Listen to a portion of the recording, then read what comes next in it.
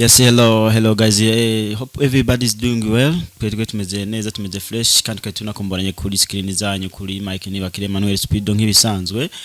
Ni Taasisi Hope Ministry TV tubaraka kubana mbya subscribe, like, share na comment kugira ngo tubona ko turi kumwe tubona ko tubona support yanyu, tubona ko ibintu bibandanya bigenda neza cyane kandi tunabashimira kuko intambwe tiko turashika ko intambwe ishimishije kandi byose tubikesha mwebwe like nk'ibisanzwe turi muri studio za Taasisi Hope Ministry nk'ibisanzwe turi kumwe na Karabo Kimana Patrick Mazimpaka bamaze kumenyera kuri screen zanyu. Ya niko bimeze niko bigenda bibandanya ariko ntimumurambike kuko aba afise story ndende yaba y'ubuzima yaba y'ibindi bintu bigiye bitandukanye. Uno musi ati mwatuzaniye iki umwanya muto ndaza ndabibabwira ivyo nabazaniye ariko imbere ko ndabibabwira kamanze ndabararikiye kubanza kugira iki nkuko nyenishiramwe bandanya abibasaba dukunde ivyiwacu dukunde ibigize igihugu cacu kugira ngo bigendereza kuko nawe nivyo bintu yashize imbere nkuko nababandanya atembera igihugu cyacu cy'u Burundi nababandanya ashaka ko aba diaspora abarundi bari hanze ndetse n'abanyamahanga bakunda igihugu cyabo kugira ngo baze kukigendera ngaha mu Burundi babone ibintu bigiye bitandukanye. La fois passée twabajanye kuri Pierre Livingston Stanley, next time tuzobajana n'ahandi hagiye hatandukanye kuko u Burundi bufise ibibanza by'iratiro bigiye bitandukanye. Namwe rero tuze twese dushireko umushinge mu igihugu mu kubaka igihugu cyacu kuko nta wundi azokitwubakira ni twebwe abarundi nyene tuzoza tukaciyubakira. Yati nawe rero nibazaniye Karabo Kimana Patrick Mazimpaka uwo munsi tuje gufatira ku gace gatonya kamwe kariyere musicale yiwe. Mbega Mazimpaka turamuzi cyane, twaramubise story y'ubuzima bwiwe, twaramubise kuntu yagiye arabaho, ukuntu yagezaho atora umugore, abakuntu yaterese byose story yiwe twaragiye turayumva. Uwo munsi ndabazaniye Patrick Mazimpaka nk'umuhanzi nkuko bivuga hariya muri KGL mu gihugu kibanyi cy'u Rwanda. Yes rero nkuko nemeje kubabwira nabazaniye Karabo Kimana Patrick Mazimpaka kuva KGL mu gihugu kibanyi cy'u Rwanda ni muri studio za Taasisi Hope Ministry TV kugira ngo ababwire Karabo Kimana ninde mu byerekeye ubuhanzi. Welcome brother. Okay, thank you very much. Reka mbanze suza abantu badukurikiye ndimo ndareba ari umuntu dukurikiye witwa Feza Boy afite channel yitwa Feza Boy n'ubundi TV. Hari umuntu dukurikiye witwa Super Manager sinzi nimba muramuzi Super Manager ndamuzi cyane. Ndamuzi Super Manager wabyumvije ngo barakuzi hano Bujumbura. Ndi hano kuri televiziyo nziza cyane yitwa Taasisi Hope Ministry. Agira amagambo menshi. Ndamuzi. Super kamu ya Burundi kabisa. Kazinga Burundi. Reka nsuhuze umudanseri umuntu dansa nyine arabyina tu baramwishyura yitwa Ketia. Reka mbwire unsuhuze ni umuntu witwa Jani babanyandikira bambwira ati we nujye gukora ibi banyandikira urumva bambwira bati we nujye gukora ibiganiro Karabo we Caritas ariko ntimukantuke mutazandeba mu kabongosho mwebwe we nawe uri mu Caritas ntibazandebe mu kabongosho ndabubaha buretse turebe dashimu dashi mujye no kuri dashimu murebe dashi ni inshuti yanjye dufitanye n'ikiganiro arinda kunkora ikiganiro cy'ijambo ryahindura ubuzima. Nakoze ibintu byinshi cyane urumva ninjye muntu washatse umugore mu cyumweru kimwe tubonanye gutya face to face bita duteretana naranyemera nagenda mwemera sawa kandi urugo rumeze neza twabyaranye umwana yitwa Ntwari Mugisha Patrick. Urumva rero ibintu byo gutereta ndagira ngo mbwire abantu umugore wawe bita amasegonda mana yewe mana masegonda ndamukunda mufata nyine nk'umuntu uraho usanzwe umuvandimwe nanjye arankunda ariko Sam Gakire wabyumvishije ko n'amasegonda yageze hano i Burundi. Sam Gakire ni umujournalist afite channel yitwa Urugendo Online TV. So ariko reka dusuze first of all reka mbanze nsuhuze umuntu bita uyu mukobwa washinze iyi televiziyo nako aya macumbi yitwa Chanceline mana we Chanceline we nakubwira ubundi twasuhuza yewe ga Chanceline we mfashwe neza kubi do muje kundeba hariya kuri hotel nuko nje nambaye bamfashe neza ameze neza nariye nanyweye ibintu kira kintu ni fresh kabisa massage ibintu ni sawa abantu mugane Chanceline Hotel Star Hotel muze kureba nimero iri kuri screen muzayigane murebe uko ibintu bimeze neza ndakubwira umuntu wibagiye gusuhuza ikigeragezo si karande kandi si numwe bose babireba oya bose ako se bose babira ko we namufashe nk'umuvandimwe twonse mufata nk'umuntu twonse kwibererimo kandi akwita dad Theo ndagukunda cyane urabizi nsuhuze safari za mana we ariko aba bantu kuki nibagiye kubasuhuza okay reka tubanze tukwakire nk'umuhanzi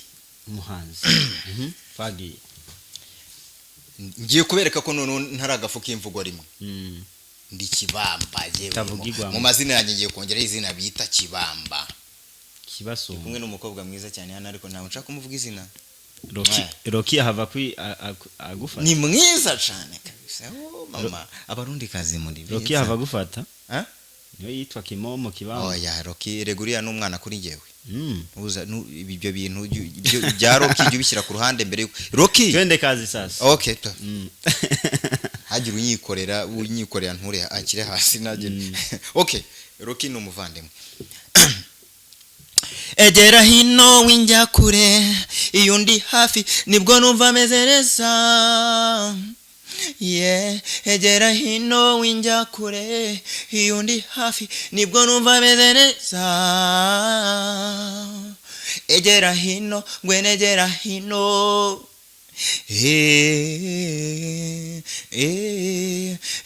egera hino ngwenegera hino nkundi iyo mbona twicaranye nk'uku ndimo nirebera mu maso hawe niyumvira ko kajwi kawe gatuje karyoshye bebe yo ni wowe kibasumba abandi barabeshya ni wowe misi abandi baradushuka cyo ngaho ngwino twicinyira katiho ntugire ikibazo wibyinera uko byumva baby simbuka senguruka iburyo ibumoso hasi umva hejuru uzikoze kubyina wa thank you so much Karabuki man you come again this is thank you so much yeah harashize imisi utashika nanjye numva namaze kuvuga ikinyarwanda kabaye vuga ikiba kibi araheze imisi udashika muri studio ariko welcome again yes nongeye ugaruka nanjye ndabyishimiye cyane tubandanya tukubyura nta kuryama akazi ni kazi kabisa utamu wa kazi ni pesa twakuzanye rero Karabuki Imana nk'umuhanzi nk'umuririmbyi wo mu Rwanda Karabuki Imana urugendo rwiwe rw'ubuhanzi bwatanguye gute urugendo rwanjye rw'ubuhanzi navuga ngo kwinjira muri studio bwa mbere ikintu cyatumye pana kwinjira muri studio okay ukuntu byakuje kugira ngo ubwo tijene ngewe ikintu cyatumye ninjira muri studio first of all narebaga akarengane kaba numvaga nategaga amatwi ya radio station nkareba ama televiziyo nkabona abantu barakorerwa akarengane umuntu akazira uko yavutse umuntu akazira uko ari ibyo bintera kuba nahaguruka nkatangira guhimba kandi n'ubu ndabyanga Emma nta muntu n'umwe wigeze ahitamo ko avuka nta n'uwahisemo ahavukira ntago umuntu rero ashobora kuba victime yuko ari yuko agaragara yaho yavukiye y'ururimi avuga no ndabyanga mu buzima bwa Imana izandinde gusa ariko nanga abantu bakora ikintu bita stigma cyangwa se harassment umuntu ukamuharasinga ngo wavutse urambaza navutse gute we wavutse gute nagiye nkunda no kubwira abantu umuntu Emma nagiye njya n'ahantu kuririmba abantu batandukanye before yuko mba umustar ariko ukabona umuntu warimo aridumbukiza ameze nta bwenge ntaki ngo uriya muntu uje kuririmba ni muntu ki uri muntu ki wowe urambureminga urinde uko navutse ntabwo nigeze mbigiramo uruhare nishimiye uko ndi kuko niko navutse reka ngire Emma ntuzigere uha umwanya umuntu n'umwe ukubureminga uko wavutse uzaharanire uburenganzira bwawe kubera ko ntiwigeze ugira uruhare mu kuvuka kwawe yes kuki umuntu ashaka kukugenera ukubaho ngo uvuke usakuriya ibintu biraho Imana niyo igena byose nduguye zango mukundira abantu uko bari mububahe none nanjye nigeze kubwira abantu mu rusengero baranarira bampa n'amafaranga nabwiye nti iyo nza kuba ndi umuntu uhitamo konsa mba nararebye ko uko nahisemo byabaye bibi nkihindura uko mushaka none mu gihe ntari uwo kwihindura muranshaka iki mwandetse nkabaho man abantu bampa amafaranga icyo gihe barishimye cyane ariko nabyo narabikunze icyo gihe umuntu wari wigishije no witwa Karasira ni umupasiteri witwa Karasira abenshi muramuzi ni umupapa ntago ari Karasira Karese twakoranye indirimbo n'undi mupapa witwa Karasira ubaba muri Belgique ndanamusuje cyane ariko ngewe nishimira uko ndi kandi nkunda n'abantu bose ema kwisi ya rurema nkunda umuntu we sinjya nkunda biriya bavuga ngo mutwabira numvishe hari n'abantu bajya babivuga ngo mututsi ngo no twese turi kimwe together as one twese turi umwe urazana ibyo ngibyo kugira ngo byungure icyo abantu different colors one people cyane cyane kabisa yes karaoke Imana yarinjiye muri carrière musicale aratangwa yarinjiye muri studio yakiriwe gute byabandanije gute gushika kwisaha mbo urumva njya kwinjira muri studio urumva byahereye nanone aho ngaho kubera abantu batubremingaga baduhakato noneho nyuma nza guhimba indirimbo ariko yari indirimbo idafite refure idafite nyine yari indirimbo iri aho ngaho ku buryo ntari nzi ibyo ndimo nibwo naje kuyijyana ahantu ku rusengero rw'ahantu bita Nyacyonga kuri Pentecote ADPR Nyacyonga ndabasuje cyane mukunda kurikirana ibiganiro byanjye najyanye na mukuru wanjye nawe turasa duhuje urukoba cyangwa se uruhu tugeze abantu baradukunze ariko before yuko tugera muri urwo rusengero twabanje guhura n'abakobwa babiri bari ku mbuga y'urusengero bafite bibiliya rwose batubonye umwe ahita abwira undi aramubwira ngo umva ngo ntuze gusuza bari abantu batera umwaku mubi ubasuhuje amasengesho twaje gukora ntago yaba kigezeyo byumvikane ko Imana bari baje gusenga batanayizi ariko icyo gihe twe twabanyuzeho twarasuje ndababwira nti mwaramutse umwe ahita aririmba kajya reba inyuma gutya nyine kugira ngo atwereke ko atatubonye turabihora tunyuraho tujya ku rusengero twakirwa n'umumama witwa Dansira aratubaza se muje gukora iki tumwe tuje kuririmba munyereka icyemezo turamwereka hari ibyemezo batanga mu nsengero wacu muri ADPR turabimwereka aratubwira toke muze mwicare mu rusengero ndabibwira pasiteri umupasiteri ni umukongomani yitwa Barnabe ubu yagiye no muri Amerika yaratubonye avuga ati okay mubahe indirimbo icyo gihe turaririmba bari bakire n'umuhanzi bita Ziraziritse niwe wabanje kuririmba bwa mbere ari umustar mu Rwanda mbere Ziraziritse naho zitontoma ibintu voilà araririmba turishima natwe baratwakira turirimba ariko none ntago twe tuzi ko mikoro ari indangurura amajwi icyo gihe urumva bwari ubwa mbere mfashe mikoro na mukuru wanjye afashe mikoro twararimbye tubona abantu ntibabuja kubera urumva ngenda iba muri santimeter 40 cm none turirimbye tubona abantu bacecetse kumbi bari barimo bararira tutabireba bitambwira mukuru wanjye nti gira vuba dusoze twitahira abantu batwanze ubwo nkajya mbimubwira biri on air nyine abantu barimo kutwumva none abantu ibyo kurira batangira kubireka baraseka nabwo gira vuba abantu batwanze mwana abantu batwanze kuva kera bana dutangira kwibaza ibintu byinshi tutangira kuganira kuri mikoro nyine barimo barabyumva baraseka tutazi ko bariko barabyumva tutazi ko barimo kubyumva barangije aho ngaho Nyacyonga barangije bahita bumva nyine ko tukiri abana batangira kuduha amahera amafaranga ebana bamwe batangira kugura imyenda twaririmbye icyo gihe tujyayo nari nambaye inkweto ebana yacitse imbere hano imbere ku mano none nambaye n'umupira mama yari yaratudodera mama ndanamusuje cyane mama ni intwari cyane mufata nkuko mfata Kagame his excellence twari twambaye imyenda yari yaradodesheje indodo z'amanyoko yari yaracitse mu kwaha hano twagiye nyine bigoye mama tumubwira tureka tugende dutate amahirwe cyangwa dutate chance wenda ibintu bizacamo tugeze amahirwe tubona ibintu biremeye abantu baduha amafaranga batangira no kuduha imyenda ya mama bigenda neza cyane dutangira kubona ubuzima butangiye guhinduka icyo gihe twahise dutaha tugeze mu rugo mama tumuhereza ibitenge bari baduhaye tumuhereza ibiki aravuga ati bana banjye abantu bambwiraga ko ntacyo muzamarira none ntangiye kubona ko muri abana bafite akamaro mukomereza aho ngaho mama dufatira iry'iburyo mu Rwanda niko dukunda kuvuga n'imigisha mfite ngewe myinshi nyikomara kuri mama ndamukunda kuko urumva ubuzima naciyemo bwa papa yashakaga kudutanga i Burayi ariko mama ntiyabyemera right now n'uyu munsi akiri kumwe nanjye. So ababyeyi mama mwubahwe njye nkunda no kubivuga Emma. Mama ndabakunda cyane. Hari n'abantu mu Rwanda babona nkunda kugenda n'abakobwa n'abamama bakibaza wenda bakagira ngo ngira ingeso mbi. Oya, nkunda mama, nkunda abakobwa kandi mbakundira ko ari abantu ba strugglinga mu buzima bugoye cyane. Ndabakunda cyane. Urumva ni ibyo ngibi. So reka ne kuvuga byinshi wenda ntaza kugaragaza amarangamutima menshi. Naciye mu bintu byinshi ariko first of all I appreciate your mother. Aho waburi everywhere nyine aho uri hose kwisi asaliuti kabisa abamama mwese. Sinzi abamama babi ariko simbasuje ariko abamama beza mwese ndabashuje n'abakobwa. Yes, urumva beza ku mutima atari ku ruhu.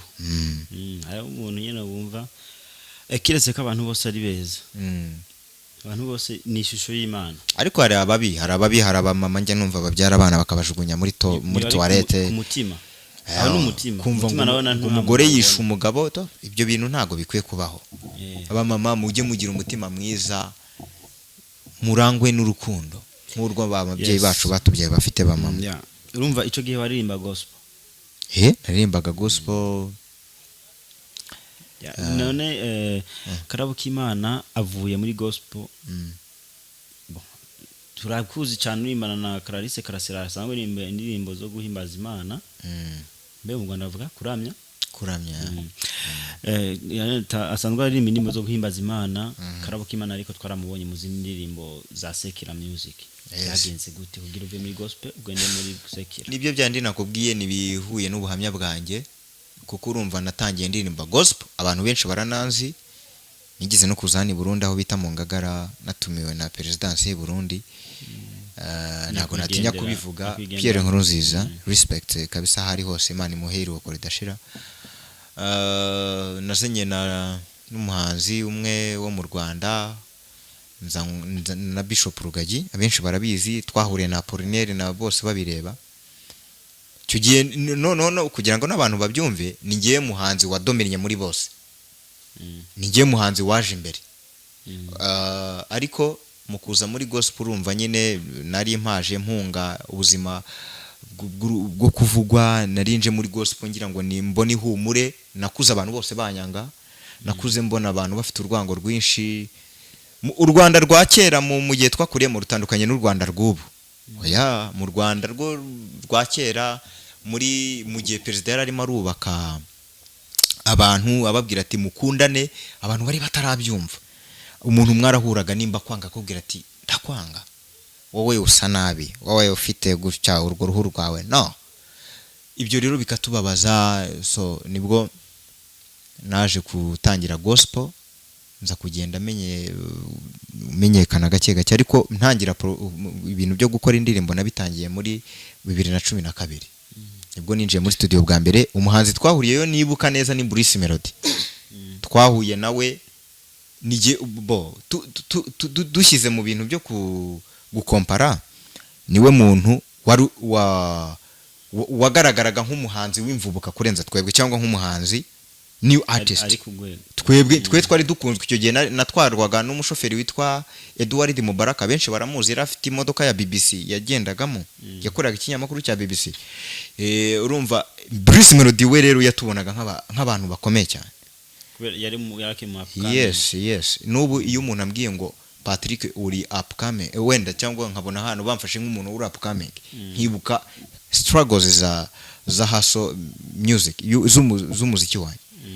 Uwo muntu abankomerekeje my dear. Jewe natangiye kera. Aba bahanzi benshi mubona batrendinga ndabazi bakiri batoya.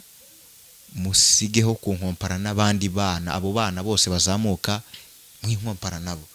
Jewe nazize uko navutse, nazize uko ngaragara. Abantu batangiye gufunguka amaso ubu ngubu mfite ibikorwa. Ibi byo gutangira kuvuga ngo wowe ngo nturi umustar ngo tuzi runaka biramureba. Ibyo biramureba nakazi ke. Cyokora ari umustar uje akambwira ngo wowe ngo uri hasi yanjye kandi mbona yarazamutse mbere. Usibye ko nubaho itegeko rya leta burya nanamuce ku rushyi pe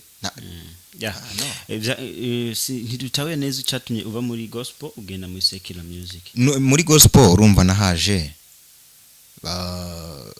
ninjiyemo 2012 ngenda nkora, ariko nyuma abantu ubona barandwanya cyane, bakandwanya batabanje ngo barebe ngo uyu muntu yaciye mu bihe bibazo. Nibwo rero naje gufata decision yo kuvuga ngo reka mve muri gospel nge muri secular.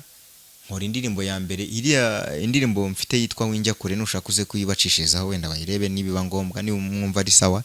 Ngiye ni ngewe, televiziyo iri kuri channel yanjye nta copyright mwabona.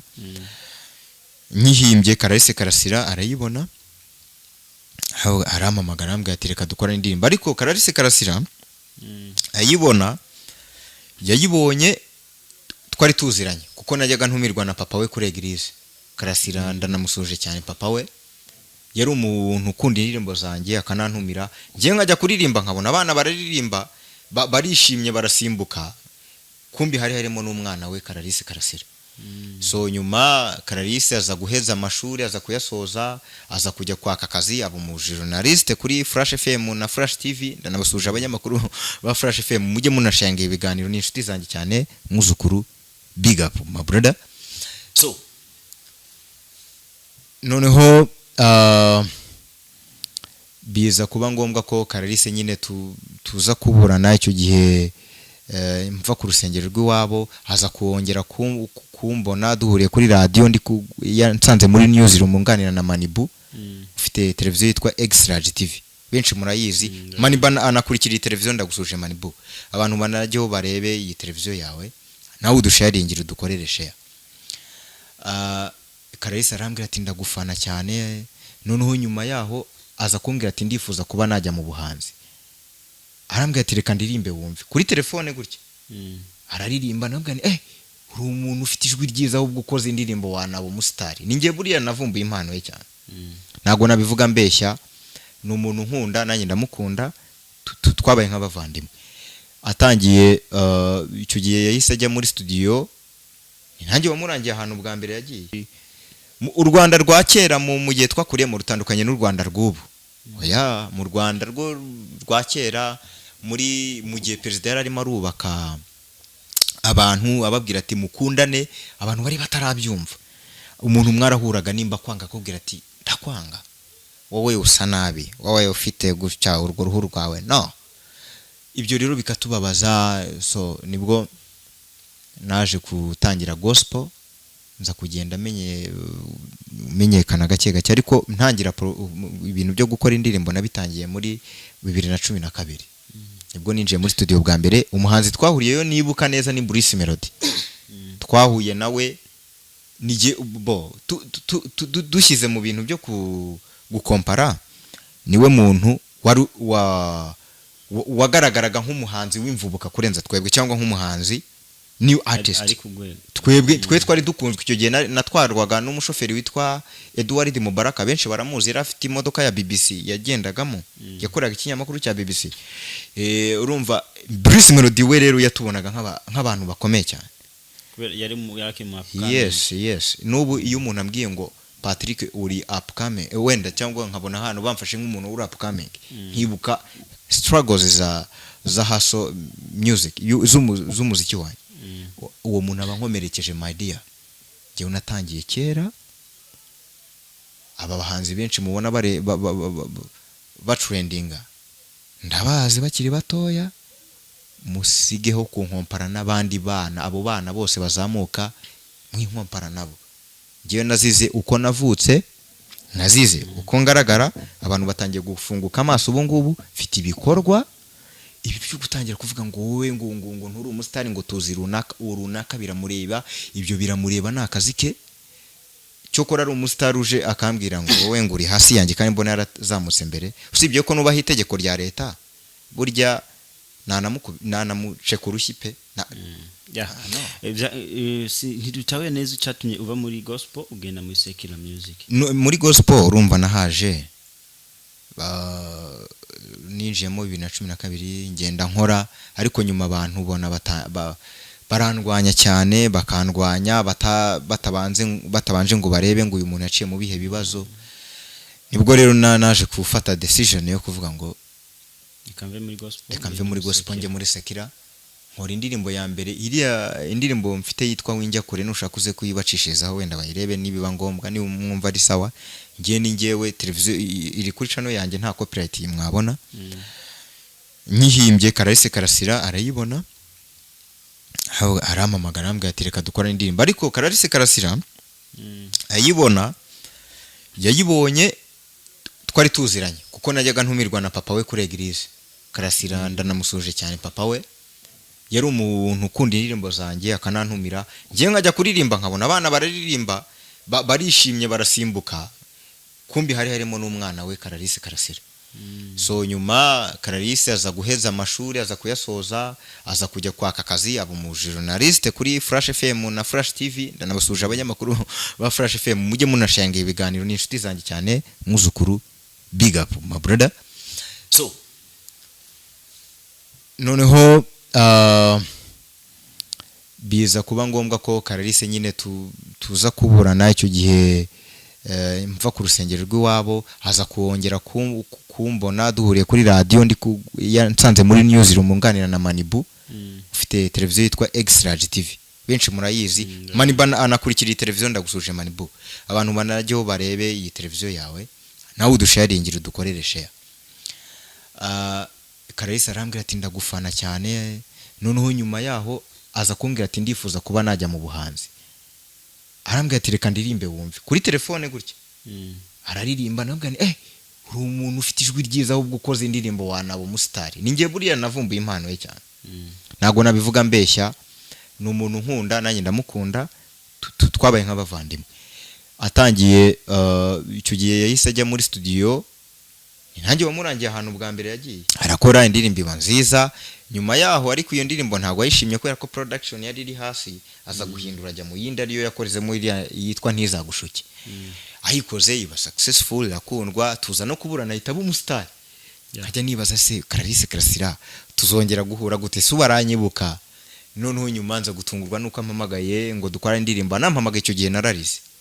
Nararize yampamagaye ahantu ari kumwe n'umugabo we sinari nzi ko yanafite fiance. Aramamagara ndisanzura cyane ndarira ndamubwira Karahise uracyanyibuka. Arambwira ati ndakwibuka Patrick ntago nakwibagirwa ndarira. Ambwira ati sorry kabisa ngwino dukorana indirimbo. Turahura dukora indirimbo iba nziza. Mwarabonye ko yageze muri million muri miliyoni 1 million n'abantu barengaho. Ibintu bigenda neza cyane ntangira kuba superstar nibwo abantu batangiye kumenya. Ahubwo ndagira ngo nsabe n'abastari bahani Burundi mureke kwifunga muze tukora indirimbo ba Dramati Satibi why mutaza ngo tukora indirimbo nimba ngende kuri level hariya mu Rwanda ba stari banyubaha ba Bruce Melody bakanyubaha ba Karahise ba Butera Knowless tugakorana ibiganiro. Why hano mu Burundi mu gihe nkifite iminsi mikeya kuki mutaza ngo dukorane ibi indirimbo. Ndi umuntu ufite social media irankunda aba journalist benshi baranyemera cyane. So muze dukorana ibihangano bitandukanye. Okay, Patrick Mazimaka yumvikana ko menga yagize tovita gute invest abandi baririmbyi batangurira muri sekira bakahereza muri gospel music. Urumva ko wewe wahereye muri gospel ukagenda muri oya na sekira gospel music nzayisubiramo kandi n'ubu nyirimo uravanga. Ubundi si ibintu ndirimba ko ntashishikariza abantu kusambana gutera akabariro nakese ibyo tubyihorera. Bandanyitanga impanuro mu bihangano byawe. Ibihangano byanjye icyo nashishikariza abantu uko bajya kubireba ni ibihangano byiza nta bishego birimo. Ni ibihangano umuntu wese ukuze mu mutwe yakumva. Nshishikariza abarundi murimo abanyarwanda bo benshi barabizi abarundi murimo murandeba niyo waba umwe mbabare ujye kuri channel yanjye yitwa Akarabo k'Imana TV ukore subscribe ariko unakore subscribe kuri Tarsis Hope Ministry urebe ibihangano byanjye unasharinge turusheho kumenyekanisha iby'iwacu munamwe mumenyekanisha ibya made in Bujumbura Burundi. Menyekanisha ibyo ibyo bintu rero byo kujya guprayinga abandi bantu namwe ubwanyu mugikeneye promo ntago ari fair. impamvu ngiye mbabwira ngo mu praying nuko naje iwanyu ndimo ndasensibiliza abantu kugira ngo bamenye ibyo iwanyu nanjye mujye kureba ibyanjye nkuko nanjye naje kumenyekanisha ibyo iwanyu mu birebe ikindi mumenyekanishe ibyo iwanyu. Patrick amaze gukora indirimbo zingana gute ku giti ciyo canke collabos? Nyinshi natangiye kujya muri studio 2012 mfite indirimbo zirenga 30 zikoze muri studio nziza. Ndakubwira urabona reka nkubwira aba producer baba legend fata Bob Pro. So mubona ndamuzi Bob Pro buriya ninge muntu wa mbere yakoreye indirimbo agifata product avuye kwiga muri biriya bihugu yabagamo. Bob ndabizi urabizi uri umuvandimwe ninge wa mbere yakora indirimbo akurikizaho Jules Sentore. Sibyo n'amasamba n'abantu banjye mbo ikindi fata Pastor P bariya n'abantu banjye genda umuntu ndi legend mu Rwanda ndi legend n'abantu ba star benshi barabizi nimba mbeshye mujye muri comment ntago najya kubeshya ngo mbeshye ndi on air mujye muri comment mubivuge genda legend mu Rwanda abantu babizi ahubwo mukomeze mumfatire iry'uburyo kugira ngo naha naje ibintu bikomeze kugenda neza. Ndimo zenga 30 videos zingahe? Video 10 ariko eshanu nizo ziri kuri urwego ruri international. Zo zindi eshanu warataye muri pubere. Oya nazo zirahari ariko ntago ziri kuri standard nziza nifuza. Patrick Mazimhaka indirimbo ya nyuma aheruka gukora yikoze ryari? Indirimbo ya nyuma nakoze nayikoze hashize ukwezi. Ni hafi cyane. Patrick Mazimhaka mu migambi sorry mu migambi yo yavuba we ntungasaba imbabazi buretse ibyo bintu nabibwiye abanyamakuru mu Rwanda aba journalist. Ubundi iyo turi kuri izi mikoro ubuzima buba bukora bisanzwe. Hari n'umunyamakuru wayavugaga amakuru ngo turababwira ko mu karere ka Gasabo murambabarira urasaba imbabazi ziki inshuti yanjye ni kuremye ni ubwo nyine niko suwasi urimo nisaba imbabazi man. Impamvu umuntu asaba imbabazi muri journalism nuko uba ukasi ikintu ari kuravuga. Oya ibyo bikorwa n'ama robot ukasi ikintu ari kuravuga utegezwa kubanza kugisaba imaze kuko utegeza kucugisubiramo kugira bakutaho. Yewe rero mu Rwanda barabyumvise ariko namwe mu byumve n'abarundi babyumve. Umunyamakuru ni umuntu nkawe ashobora kukorora ashobora kwisamura ku kanyabiri direct wayi yasaba imbabazi ariko Imana yamuremye ibyo ni ukwipfobya my dear. Ariko nyine ni umwuga. Ese ugiye gutsona indirimbo wakitsemura ukabigumiza mu ndirimbo uko haba hari medit ariko hano nta edit biba biri live. Edit birimo biri live niyo mpamvu twese dusaba sorry. That's why. Okay dukomeze nacyo ibyo ni byaba debate. Patrick Mazimhaka mu migambi yo yavuba yifuza kuzakora indirimbo imeze gute yifuza gukora nande? Ninge muhanzi uzaba wa mbere muri Afrika. Ningewe Kibamba ninge muhanzi uzaba wa mbere muri Afrika nibi naba ngombwa ku isi wagira ngo ngende ndirebarira muri aba bahanzi bari aho ngaho bahovyo no ngewe I swear nge ndi umuhanzi uzakomera ku isi ndi umuhanzi uzagira Emma si turi kumwe uzajya umbona mu yaba ndi muri Kigali yabahe mfite umuduga udasanzwe ufite imodoka nziza ihenze ku rwego rw'isi ndi mu nyubako nziza. Urumva nge natangiye kwibaka inzu mfite imyaka 18. Uyu munsi wa none ahantu ntuye batangira kunyita boss ariko iyo banyita boss birantwenza kuko mfite I have dream. Good dream. So mfite inzozi zo kuzakora ibintu bitabaho mfite inzozi zo kuzaba umustari wo ku rwego rw'isi.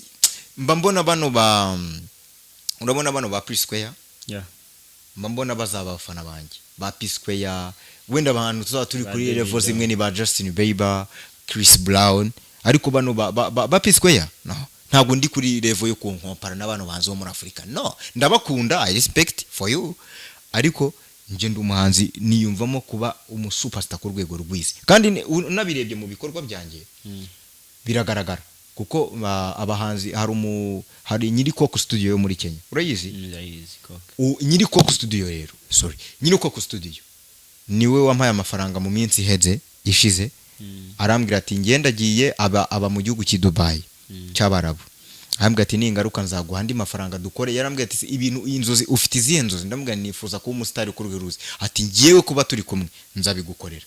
Nyiri ko ku studio bano bose babajya gusinyamo bakabigira inkuru, ngiyewe turahura twicarana kugira ngo n'abantu babyumve. Twahuriye hano ku rwibutso rwa Jenoside yakorewe Abatutsi ku Gisozi. Turahura turaganira n'umumama n'umukobwa. N'umukobwa pana umumama, ngira ngo sinzi nimba afite n'umwana, ntabwo namaje byinshi, ariko yarankunze cyane. Arambwira ati kuki ufite ibihangano nk'ibi byiza, kuki utaba umustar ku rwego rw'isi? Ndamubwira nti nyine kibura n'amafaranga. Ati ndaje nyaguhe. Ubu yaragiye nsigiye amafaranga make yariyo nese nubakamo iyindi nzu mfite mu rugo, ariko azagaruka muri iyi minsi mfite amakuru kagiye kugaruka. So nzaba superstar ku rwego rw'isi. Emma uzabibona, uzajya uvuga uti uyu muntu naramwakiriye ahantu mu kiganiro namuhostinze, kandi nunantumira nzaza. Hope everything will be good. And hope that your dreams will be achieved. Thank you so much. Okay, merci sana Patrick Mazimaka. Twizera ko ikiyago cya kimeze neza cyane. Cyakimeze neza. Ariko ndagira ngo mbwire abasani b'u Burundi muze dukorane. Hari n'umuhanzi twigeze guhura witwa ngo nimba ari star, nimba ari superstar, nimba ari wowe ngwino dukorane hano. Ariko mbere yuko dukorana wowe, amategeko n'amabwiriza birubahirizwa. Banza ukore subscribe. Naze twahuriye hano nuza kuri iyi radio yitwa sinibuka ukuntu yitwa hani Burundi. Naze tuzakora ikiganiro, uzatwemere utwakire dukora ikiganiro agaragaza imigabo n'imigambi y'ubuhanzi bwe n'abandi bahanzi b'abarundi mwifuza, kuko turi muri made in Burundi. Kundi wanyu, visiting wanyu, shakisha amateka y'iwanyu, yakundisha n'abandi. Muze ngenda bakira. Utavuga uti wenda se ko ntakiriwe na runaka wo mu Burundi w'umustari. Abo ngabo ubona b'abarundi b'abastari yo baje mu Rwanda, yo bambonye bagira gutya, batera salute. So ngwino dukorane, tukwamamaza ibihangano byawe, bigende neza. Abashaka kwamamaza ibikorwa byanyu muze, turaba n'amafaranga make, turabamamariza ku mafaranga make cyane. Murebe kuri iyo nimero ziri ku screen, abamamaza ibinyobwa, imyenda, impuzu, ibirato, everything. So muhamagare atangwe no kumenya Kirundi. Ibinyobwa, ibirato. Abaze wowe urambona ute wowe? Bavuga ngo inkweto, imyenda. Reko kire Emma mva nkubwire. Yewe iyo naje muri iki gihugu urumva ariko uzi hano kuki mushyuha cyane mu umva nkubwire. Emma yagoje muri igeze ku mafaranga yama $100 ngo kure muri net uzi cyari yama hano harashyushye, muzashyira mu vandra harya babyita ngo air condition. Muzashyira muri harashyushye kame ni kubera utamenyereye kwakira umuhanzi. Oya bapana neje ko nambaye kunguko. Ese ubundi we bimeze biti mu Rwanda? Iyo umuntu yambaye gutyo bashobora kugira ngo yarasesewe yinjiyemo n'akarwara. Ubu ntamenyereye. Umenyereye hariya Ikigali urabona ko hari akabeho. Wize ubu hano bifite imbeho ku buryo washyira mu mupira. Aha ni Bujumbura. Hano harashyushye. This is Burundi. Bana wewe Burundi ariko hano harashyushye. Hanshyuye abantu abanyarwanda mudukurikiye, hashyushye. Pome wanjye ntuze kugira ikibazo, ni ibintu bisanzwe. Nta harashyushye. Utaza kugira ngo wenda abakobwa bari bubone ibi hano bakavuga bati Patrick turagusariye. Hari abakobwa bakunda ibituza. Tuvuge buhoro. Hari abakobwa mu Rwanda bakunda kuba ufite hano ku buryo waza uri hovyo nk'uko nguko. Bavuga ati we toka yinje we. Urumva muzamukoresha abanyamakuru rwose. Emma ni umuntu mwiza, naza mu Rwanda akora ibintu bitandukanye. Umujournalist akunda gukora amakuru muri sport kuri radio, akora hano muri iki gisata cy'imyidagaduro no kumenyekanisha ibikorwa by'abantu. Muzambare mu mwakire, ni umuntu mwiza. Emma niba ngombwa uzabahe nimero yawe iri private. Nzaza yibahe nimba unumva uri open yibahe. Nzaza vuba. Ryari? Kwa 12. N'abakobwa abanyarwanda uracyari single? Let's talk that behind the camera. Oya we babwire nimba uri single, tubwire abanyarwandakazi. Dufite abanyarwandakazi beza. Dufite abanyarwandakazi bazi gukunda. Abanyarwandakazi murakunda nkabikunda sha reka tu kiganiro cyawe kirekire ariko ibyo bintu byo kuzinga ikiganiro utabwiye abantu niba ufite umukunzi cyangwa utamufite rero nawe ntago ari byo ariko ntacyo let's talk about that byara abakobwa batangiye kunyandikira behind the camera reka twubahirize uburenganzira bwawe ntacyo utanyubahirije nanjye uburenganzira bwawe kuri amhohotera gender violence okay reka nagushimire cyane ukuntu bitaje gutumire twakugoye tukura hari ahantu haruri ariko uremera uvuga ati ndaje nsubireyo kugeraho n'amafaranga hano hanagushuhiye ariko twe nta ngwana nimwe tuba dufise akazi kanye birabareba nyine kwese uretse gato kamerama gukupa wowe ibi bintu ino murabona mwe bidakaze mwe ariko murabona ko mfite ngaragara abakobwa bambenze muramwayo mwoka hekenye ingufuri mwe barambenze shango sinzakundwa mbangende Burundi hose murimo murandebera mu cyumba mundebera kuri izo telefone za kuki mutanshatse reka manze mbabwire nimwarihemukiye mwa abakobwa buretse ndimo ndabwira abakobwa bambenze banyanze abakobwa mwese mwanyanze mwahisemo nabi abantu mwashatse nibo bari seriye wasanga banywa dundu ubwo nkwanwa muri tureba ariko ntago mbaburemeze mwikomereze nakazi kanyu Imana ibarindire mu ngo zanyu ariko murabona ko bimeze neza ndakeye ndatenga six pack yes rutambi ndagira rutambi ngwini buru hari nundi muhanzi wamamagaye yitwa afite indirimbo yitwa ivuga ngo mbitsi nyandiko nyinshi zimbwirijyo yitwa Habi yambwiye ko ashaka kuzi Burundi ngwino nzagucumbikira ariko uzaze kuri televiziyo ubanze ubwira abantu ibihangano bya benshi bagukunda batakuzi ngwino thank you so much Karaoke mana Patrick hope the next time tugukeneye ko uzosubira kutwitaba merci